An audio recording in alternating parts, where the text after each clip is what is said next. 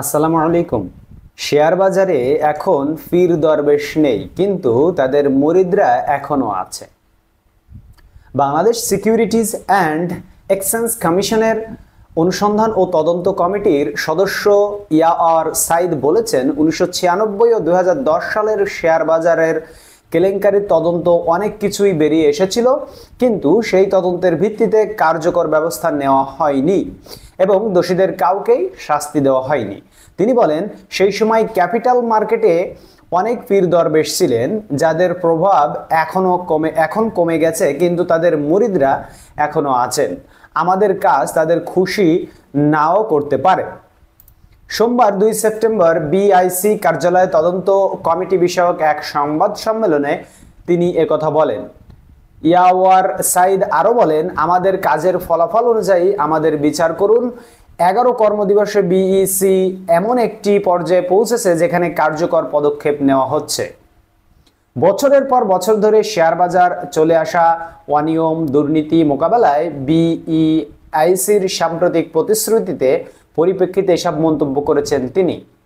নিজের দৃষ্টিভঙ্গি জানাতে গিয়ে সাইদ শেয়ার বাজারের কারসাজি নিয়ে বিশিষ্ট অর্থনীতিবিদ ও বাংলাদেশ ব্যাংকের সাবেক ডেপুটি গভর্নর খন্দকার ইব্রাহিম খালেদের প্রতিবেদন উল্লেখ করেন। ইব্রাহিম খালেদের প্রতিবেদনে স্পষ্টভাবে বলা হয়েছিল, দুজন ব্যক্তিকে পুঁজিবাজার থেকে পার্সোনা নন গ্রাটা অবাঞ্ছিত করতে হবে, সেটা করা হয়নি, বরং তারা এই শেয়ার বাজার নিয়ন্ত্রণ করেছেন।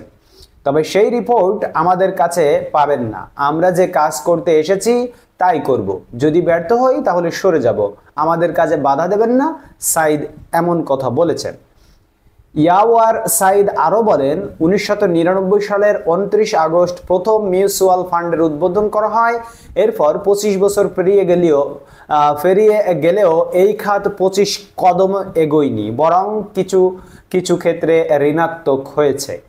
তিনি বলেন, বিগত বছরগুলোতে যেসব অনিয়ম দুর্নীতি হয়েছে শেয়ার বাজার সেগুলোর সাংবাদিকরা রিপোর্ট করেছেন। এখন এসব রিপোর্টের ভিত্তিতে আমরা তদন্ত করব। আমরা এখন আছি, এখানে কোনো রাজনৈতিক চাপ নেই। এখন কোনো এমপি মন্ত্রী আমাদের বলবেন না ওর নামে রিপোর্ট করো না। আমরা নিরপেক্ষভাবে এখন কাজ করতে পারবো। আমরা অন্যায়ের বিরুদ্ধে নিরপেক্ষ হব। মানুষ যেন আমরা মরে গেলেও বলে যে মার্কেটের জন্য কিছু লোক কাজ করে গেছে। অনুষ্ঠানে বিইসি চেয়ারম্যান খন্দকার রাশেদ মাকসুদ স্বচ্ছতা ও নিরপেক্ষতার প্রতি কমিশনের প্রতিশ্রুতি পুনর্ব্যক্ত করেন। তিনি বলেন, বিগত বছরে ঘটে যাওয়া 12টি অনিয়ম খতিয়ে দেখতে যে তদন্ত কমিটি গঠন করা হয়েছে, তাদের কাছে তারা নির্দিষ্ট অনিয়মের প্রমাণ চান এবং এই প্রমাণগুলো এমন হতে হবে যা আইনি প্রক্রিয়ায় কার্যকরী হিসেবে বিবেচিত হবে। বিইসি চেয়ারম্যান বলেন, কমিটি স্বাধীনভাবে কাজ করবে, তাড়াহুড়ো করে কোনো অসম্পূর্ণ কাজ করা হবে না।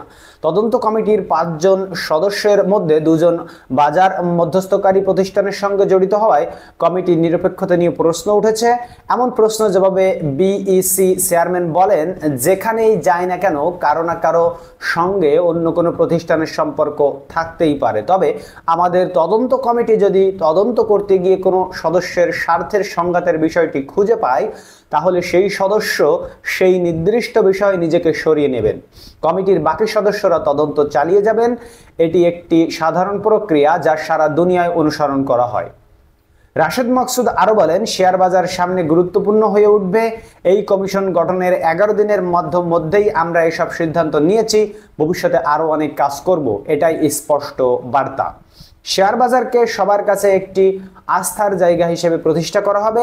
তদন্ত কমিটির প্রধান জিয়াউদ্দিন আহমেদ বলেন, যেসব জায়গা অনিয়ম ও দুর্নীতি হয়েছে তা আমরা সাংবাদিকদের বিভিন্ন রিপোর্ট থেকে বের করব। বিইসির নির্বাহী পরিচালক ও তদন্ত কমিটির সদস্য মোহাম্মদ আনোয়ারুল ইসলাম বলেন, এই সুযোগ বারবার আসে না।